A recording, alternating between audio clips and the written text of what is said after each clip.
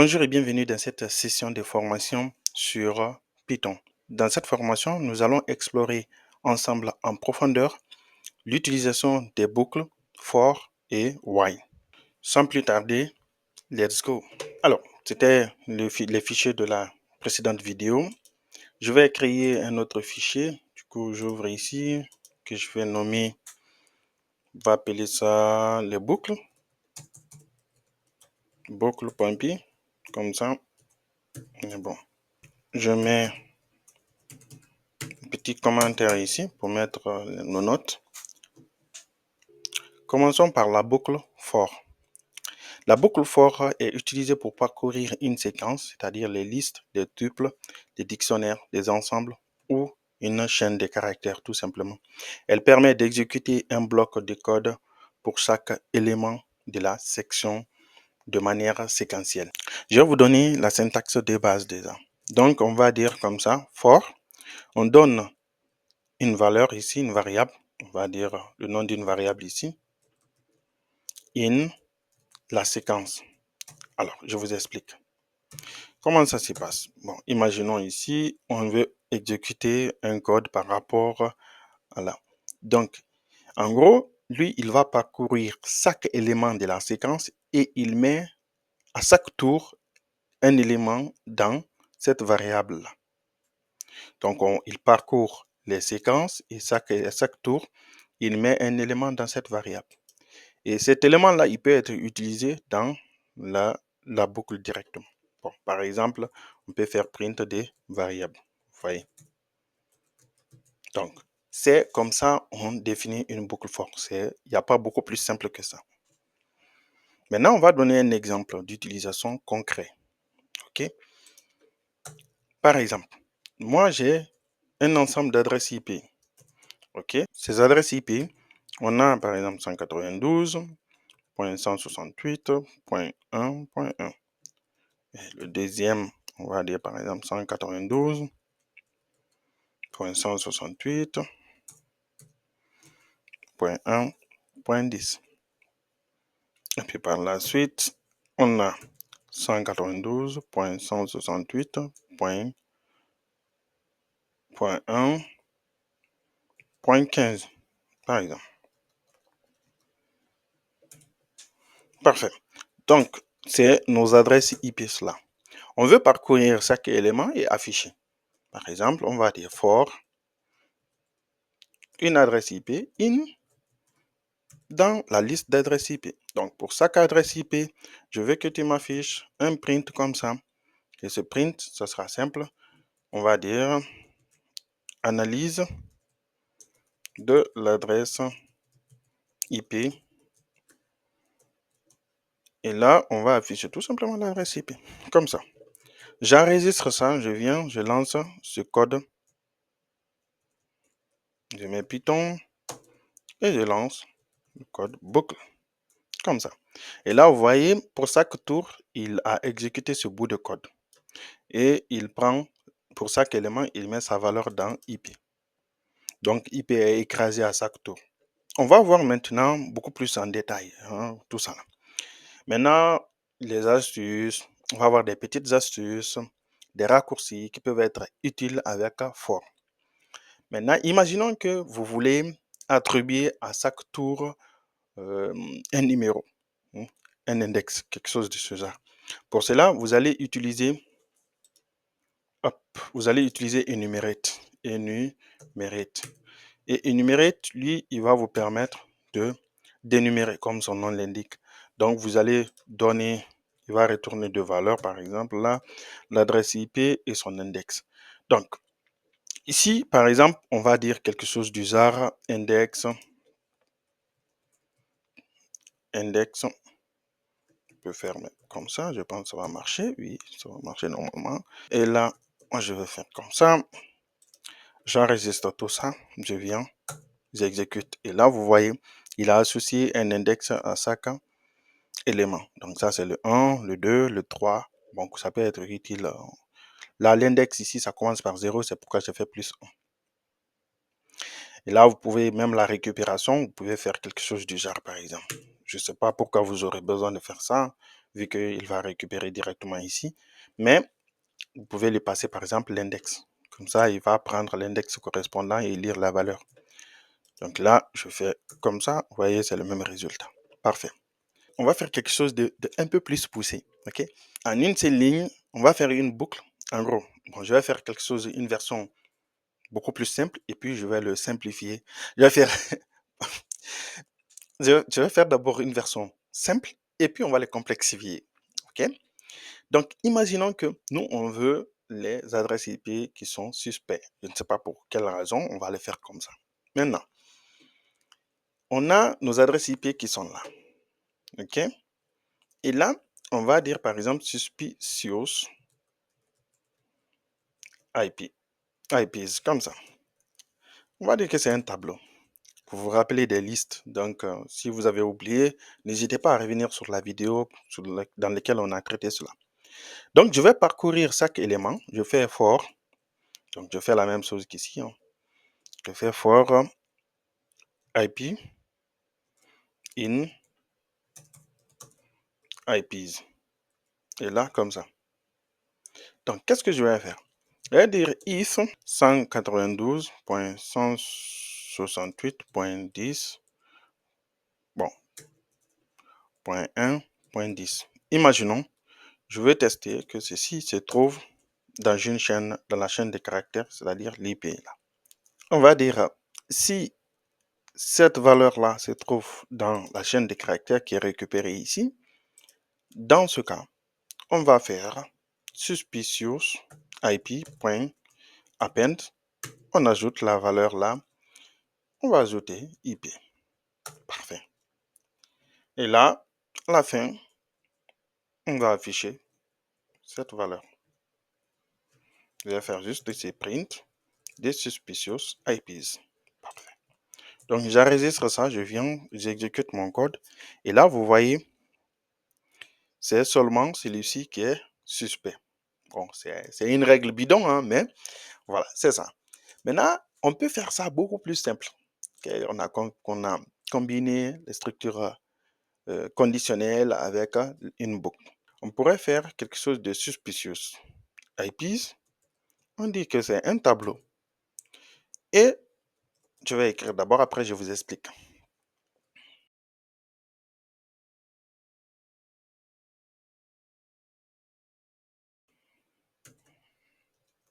Je vais commenter ça. Voilà. Pour enlever toute ambiguïté. Même ça, peut-être c'est pas utile ça. Alors, qu'est-ce qui va se passer là? En gros, il va faire la même chose que ce qu'il y avait ici. Il va parcourir les IP, chaque IP. Et pour chaque IP, il va tester si cette valeur-là est dans cette adresse IP. Et si c'est le cas, il va mettre ici. Si ce n'est pas le cas, il va le passer. Voilà. C'est la même chose que ça. Hein. C'est la même chose. Mais ça peut être intéressant ceci des fois. Mais quand vous voyez, même si vous ne l'écrivez pas, vous allez peut-être voir ça dans un code. Et là, vous voyez, il retourne la même valeur. Vous voyez, il retourne la même valeur. Donc, il est important de comprendre ceci, le fonctionnement. Il fait la boucle. Après, pour chaque boucle, il va tester si celui-ci est dans un. Vous pouvez faire n'importe quelle condition ici comme vous voulez. Hein. D'ailleurs, ceci est très utilisé. Hein. Cette forme-là est très utilisée. Hein. Dans beaucoup de codes, moi, j'ai vu ça. OK. Vous pouvez écrire comme cela, comme vous voulez. C'est à vous de voir. Un autre truc qui peut être intéressant, c'est de combiner des listes avec zip. Alors, comment ceci se passe? Donc, je prends ça, je viens ici, je commente tout ça. Parfait. Imaginons, on a un ensemble de usernames. Et cet ensemble de usernames, c'est admin, guest, user. Parfait. Et on a un ensemble de passwords. Et là, par exemple, on va dire admin 1, 2, 3, guest 1, 2, 3. Et puis, on a user 1, 2, 3. Donc, en gros, il faut savoir que ici, cette valeur-là, lui, il correspond à lui. Lui aussi, il correspond à lui. Et lui aussi, il correspond à lui. Maintenant, qu'est-ce qu'on veut faire? On va dire quelque chose du genre, on va parcourir for username. Donc, on va mettre ça au pluriel pour enlever des ambiguïtés. Username, password. Donc, nous, on veut récupérer chaque paire username, password. OK. Donc là, on va faire une zip. Et ce zip-là, on va lui passer usernames et passwords.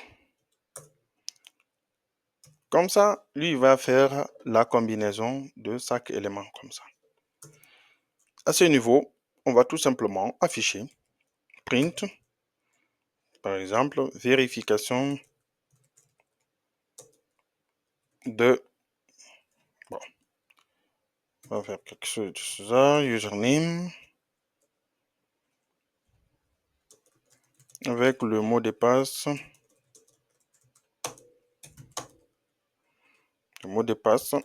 password. Donc, j'enregistre cela, je viens, j'exécute mon code. Vous voyez, attends, j'ai oublié un petit F ici. Parfait. Voilà, comme ça. Donc là, comme ça, vous voyez, il a fait le matching entre chaque élément ici. Dans l'ordre, hein, lui, il correspond à lui, il correspond à lui, il correspond à lui, et ainsi de suite. Donc, zip peut être utile dans certains cas. Imaginons, on a un ensemble de coordonnées. OK? On va dire coordonnées. Et cet ensemble-là, on va dire première valeur, c'est 1, 2. Maintenant, ce qu'on veut, on veut récupérer les coordonnées à chaque tour. Donc, on va faire for x, virgule, y. Et là, on va faire juste coordonnées. Donc là, il va déstructurer in. J'ai oublié in. Il va déstructurer cela. Pour chaque élément, il va mettre le premier élément ici, le second élément là. Et là, ça sera simple. On va faire print. Bon, f coordonnées. Coordonnées. Non, c'est pas besoin. Comme ça, je mets x. Je vais mettre comme ça, x égale à x. Et y égale à y. Parfait. Donc, j'enregistre tout ça. Je viens là, j'exécute. Et là, vous voyez, il récupère bien chaque élément ici. Ceci peut être intéressant pour faire la déstructuration à ce niveau. On a déjà vu les filtres, hein. Donc ça, ce qu'on a utilisé ici, là, sous forme de boucle, là, les suspicious là, ça, vous pouvez utiliser ça pour filtrer. Et vraiment, c'est très utilisé dans n'importe quoi. Imaginons même ici, on peut reprendre ça autrement. Imaginons qu'on a cette valeur, on va dire, par exemple, comme cela. Je vais dire ici, les adresses IP là, je les récupère. Je viens là, hop. Maintenant, au lieu de ça, par exemple, on va faire un start with, par exemple. Donc là, on enlève ça, on fait ip.start with, comme ça.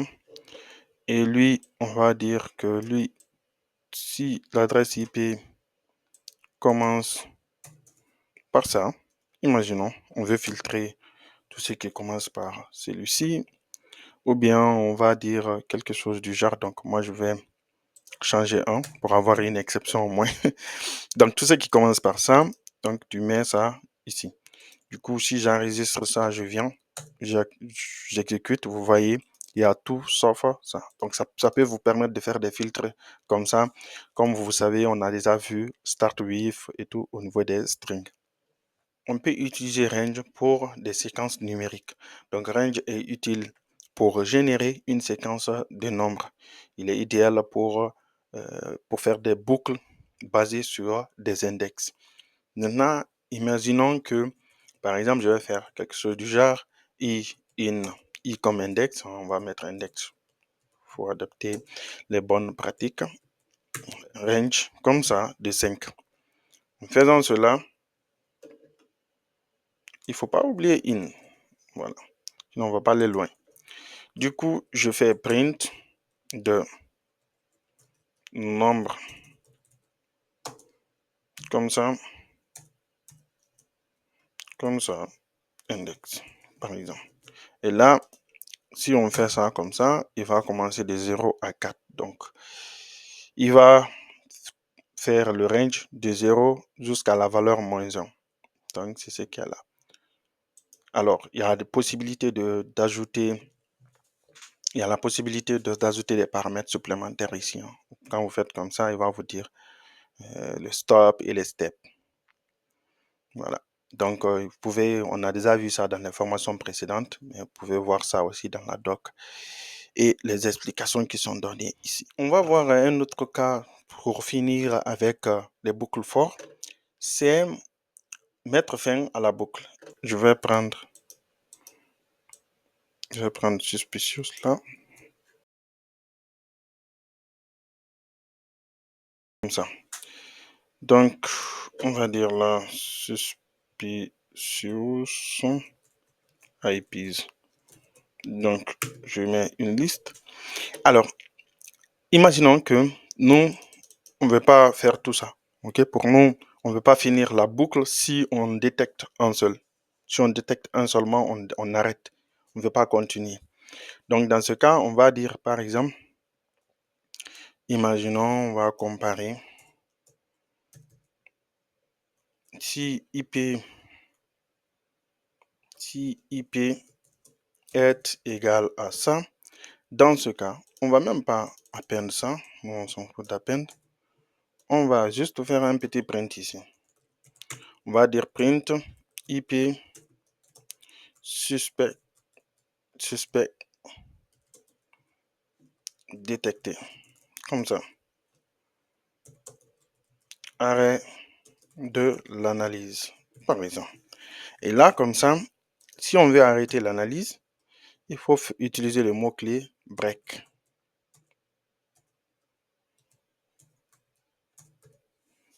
Break, comme ça. J'enregistre ça. Et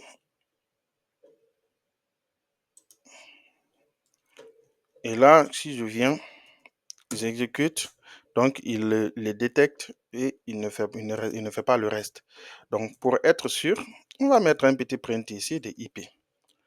OK. On continue.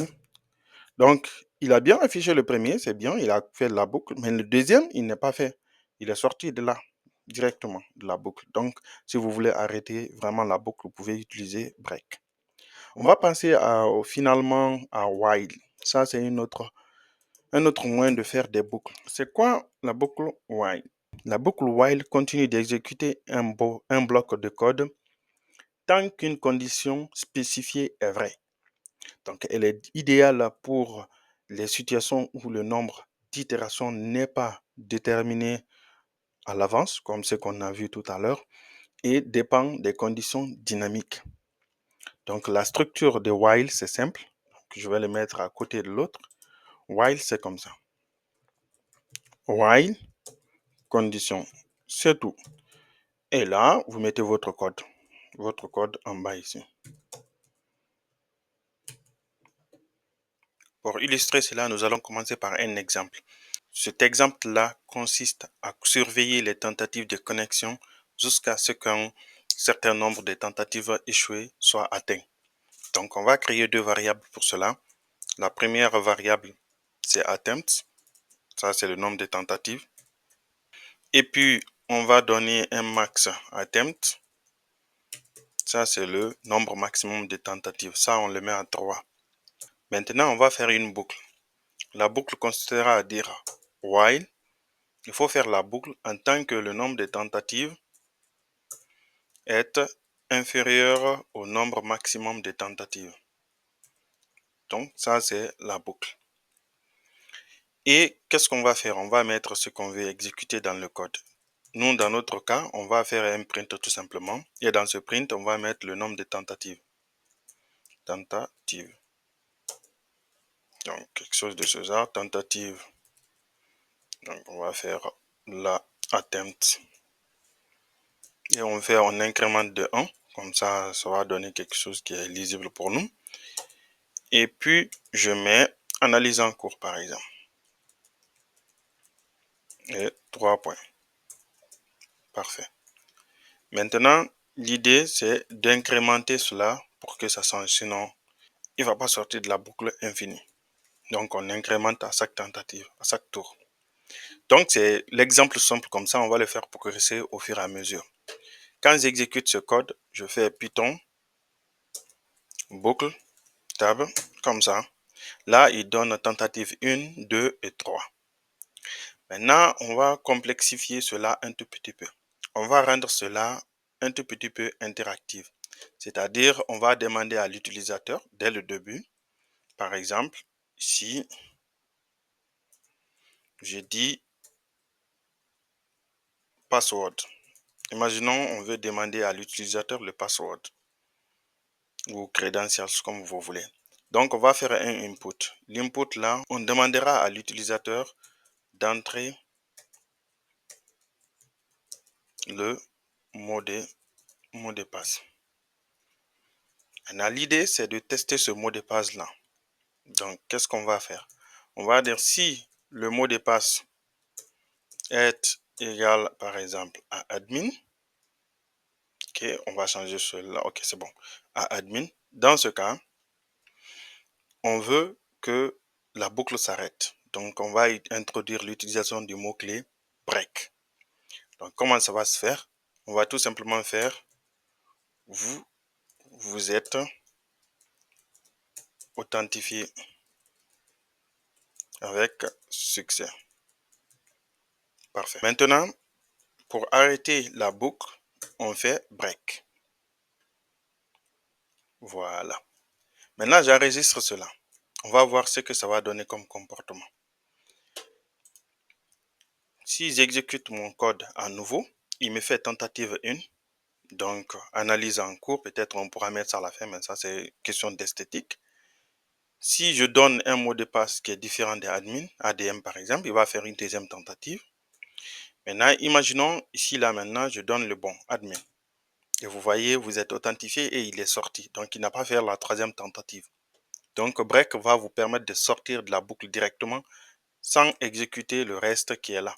Donc, il va complètement sortir. Je vais vous donner à présent un autre exemple. Et dans cet exemple, l'idée sera de vous montrer l'utilisation de break et de continue. Donc, je commente cela. Alors, qu'est-ce qu'on va faire? Donc, on fait un while true.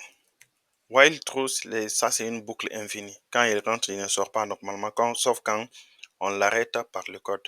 Sinon, il va continuer. L'idée, c'est de demander à l'utilisateur de nous fournir l'adresse IP. Ok? On va dire entrer une adresse, ou bien l'adresse IP, tout court. L'adresse IP. Parfait. Donc, quand on lui demande ça, on va faire différentes analyses en fonction de ça. Si l'utilisateur rentre par exemple in IP, lui il dit par exemple exit, on veut quitter le programme. C'est aussi simple que ça. On va dire print sortie du programme. Voilà. Et là, on va faire un break comme précédemment. Là, rien ne change. On met un elif. Donc, dans cet elif, on veut donner une exception. Cela veut dire toutes les adresses IP seront acceptées sauf l'adresse IP qui est égale à 192 par exemple, .168.1.10. Ok? On va dire quand tu trouves cela, il faut tout simplement mettre print accès refusé. Alors, Donc, quand l'accès est refusé, on va mettre nous ici, continue. Voilà. Maintenant, en bas ici, il y a un message secret pour ceux qui seront authentifiés. Et ici, on va tout simplement dire waouh. Voici le message secret. Parfait. Maintenant, qu'est-ce qui va se passer? On va découvrir ça ensemble. J'exécute le programme. On me demande une adresse IP. Si je dis par exemple exit, il va sortir du programme. C'est aussi simple que ça. Maintenant, si je mets une adresse IP, par exemple 192.168.1.10, comme ce qui est là, là, il va faire continue, il va faire accès refusé. Mais vous voyez que le wow n'est pas affiché. Donc, la fonction de continue, c'est quoi? Quand vous avez continue, lui, il va passer directement à la prochaine itération. Cela veut dire tous les codes qui seront en bas, il va les ignorer et il passera à la prochaine itération. Donc, c'est la différence entre break et continue. Break, lui, il casse le code, il sort complètement de la boucle, il continue les programmes qui seront en bas ici. Tandis que continue, lui, il va continuer dans la boucle, mais ne prendra pas compte du reste du code qui est dans while. C'est important de savoir la différence là. Là, on a accès refusé. Imaginons, je mets une autre adresse IP, 168.1.1 par exemple. Là, j'ai wow, voici le message secret. Il faut juste retenir quelle est la condition de sortie. While, lui, il va exécuter en tant que la condition est vraie. En tant que la condition est vraie, il va continuer à exécuter. Et une fois que la condition sera fausse, directement, il sortira du programme. Ça, c'est important à retenir. On va prendre un autre exemple. Je vais commenter cela. Imaginons on a une donnée de log qui est dans une liste. Et dans cette liste, on a des dictionnaires qui a l'adresse IP. Alors l'idée, ce sera quoi? On prend un index ici et cet index-là, on le met à 0. Okay? On va parcourir ce tableau-là. Je vais faire while index, de parcourir en tant que index est inférieur à la longueur du tableau. Logs. Alors, ceci va nous permettre de parcourir tous les tableaux. Et à chaque tour, on va faire logs de index. On a vu ça déjà avant avec for. En utilisant enumerate, on peut passer l'index par exemple dans le tableau pour pouvoir récupérer un élément spécifique. Donc ici, il va récupérer l'élément spécifique qui est le log. Donc on va faire un test là-dessus. On va dire log, if log de status, si le statut est failed, par exemple. Dans ce cas, on veut faire un traitement spécifique. Et le traitement ici, c'est juste faire un print. Alors, dans ce print, on va dire échec de connexion pour l'IP et on donne l'adresse IP. Donc, je peux mettre ici 2 points et l'adresse IP sera tout simplement log de IP. Parfait.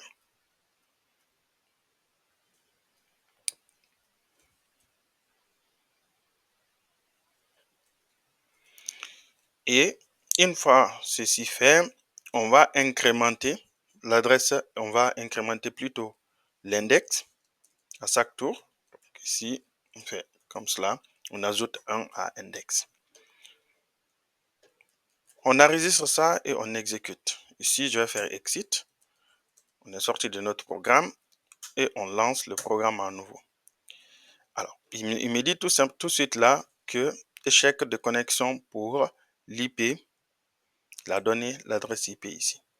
Donc là, il va faire la boucle complète. Mais sauf que c'est lui seul qui est failed, c'est pourquoi il est rentré ici. On peut faire un else ici, par exemple. Et cet else là, on va dire connexion effectuée avec succès. Et là,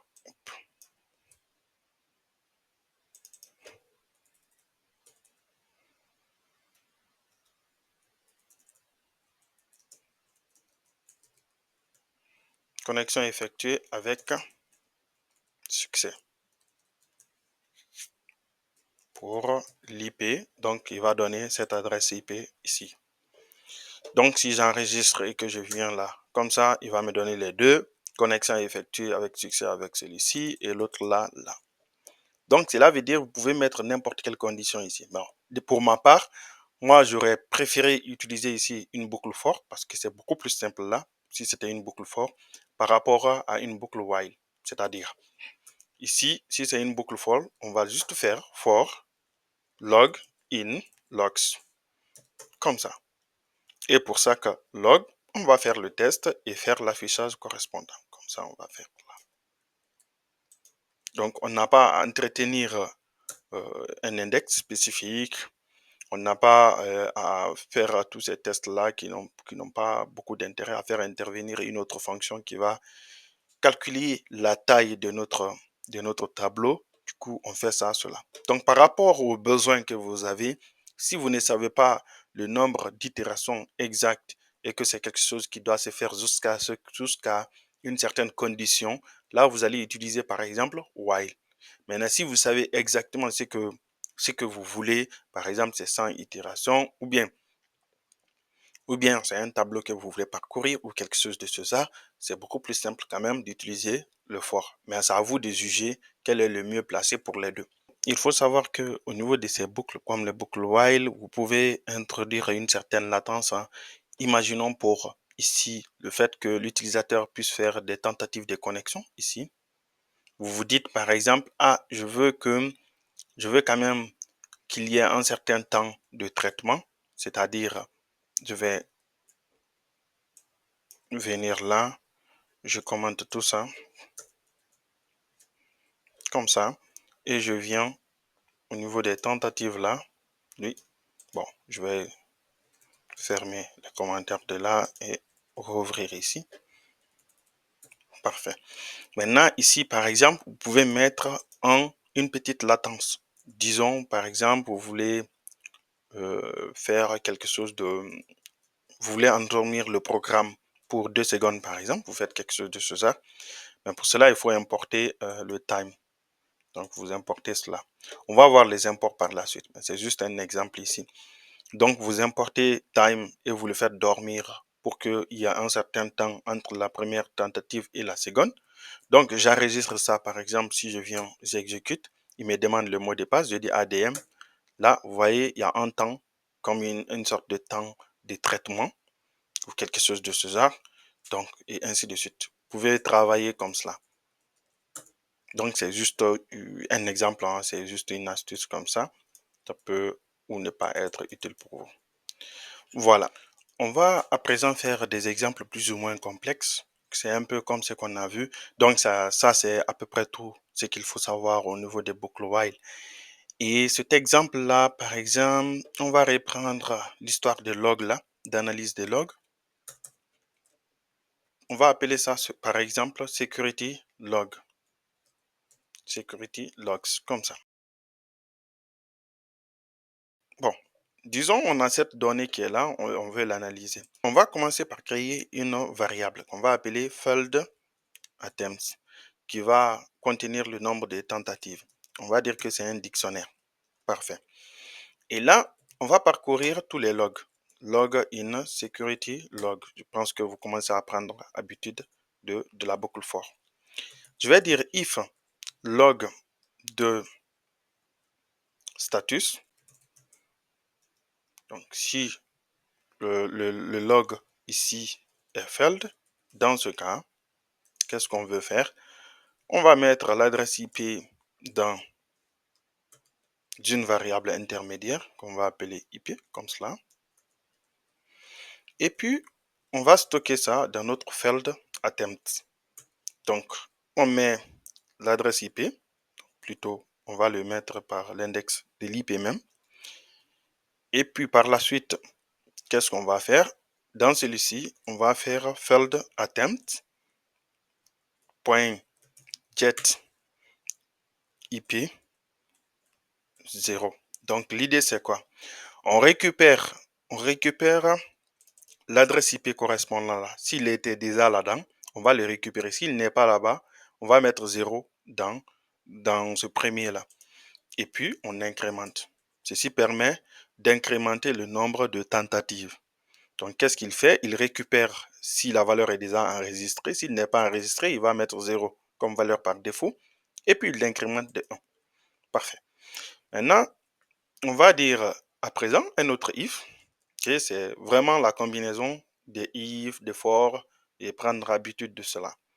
Donc, on va dire si field attempt de l'adresse IP, par exemple, est supérieur à 2, on va faire un print, tout simplement. Print, et on va utiliser F là-bas, alerte, on lève une alerte, quoi. Alerte IP, comme ça, de l'adresse IP qui est récupérée, a échoué. Plus de 2 fois, par exemple. Voilà. Et puis, on fait break. Donc ça, c'est pour arrêter s'il y a trop de tentatives. C'est clair. On arrête le programme. Et puis par la suite, si la connexion a réussi, cela veut dire c'est le contraire. Ici, on va dire else. On affiche quelque chose de simple. On fait print tout simplement. Boum, boum. F comme ça. Connexion réussie de l'IP. Et on donne l'adresse IP. Dans cela, on va faire juste log de IP. Comme ça. Donc, ceci nous permet de faire une petite analyse des données qu'on reçoit. Donc, par rapport aux besoins, ça, par exemple, ça peut être une fonction qui a appelé, qui va envoyer un mail ou quelque chose de ce genre. Ça peut être n'importe quoi ici. OK? Donc, j'enregistre cela. Je viens dans mon programme et là, j'exécute. Là, il fait l'analyse. OK? Il dit connexion réussie là. Et là, sauf que il n'y en a rien qui est supérieur à 0. Mais ce qu'on peut faire ici, quand on sort de la boucle, c'est de voir le statut de failed attempt. Donc, je vais faire juste print de failed attempt, comme ça. Et là, quand on exécute, vous voyez, on a celui-ci dit il a échoué 2 fois et l'autre là une fois. Donc, ça vous permet d'avoir une donnée et vous pouvez mettre ça soit dans un fichier, comme vous voulez. Ça, on a fait un exemple un peu plus complexe comme ça. Il y a beaucoup d'exemples qu'on peut voir, mais il y aura des exercices par la suite qu'on va voir et manipuler les données, réseau, sécurité et ainsi de suite. Je pense qu'on a fait le tour de tout ce qu'il y a à savoir sur les boucles for et les boucles while. Il y aura des exercices qui vont venir renforcer ces connaissances, mais repasser en revue les vidéos pour mieux comprendre le contenu. Donc, par rapport à ce que vous avez besoin de faire, vous pouvez soit utiliser une boucle for ou une boucle while. Quand même, dans les programmes, de façon générale, la boucle for est plus utilisée que la boucle while. Donc, ça va dépendre de ce que vous voulez. Et chaque boucle, la boucle while, lui, il prend une valeur booléenne. Il prend une valeur booléenne. Oui, en gros, il va tester la valeur que vous lui passez, si c'est vrai ou faux. En tant que c'est vrai, il va continuer à faire la boucle. Tandis que la boucle for, lui, il va itérer sur quelque chose. Voilà. Donc, c'est tout ce qu'il y a à savoir sur les boucles. Je vous donne rendez-vous dans la prochaine vidéo où nous allons continuer à explorer tout ça avec des exemples concrets. Merci. N'oubliez pas de vous abonner, de mettre des commentaires, d'activer la cloche et tout ce qu'il y a à faire là-bas. Je vous donne rendez-vous dans la prochaine vidéo. Au revoir.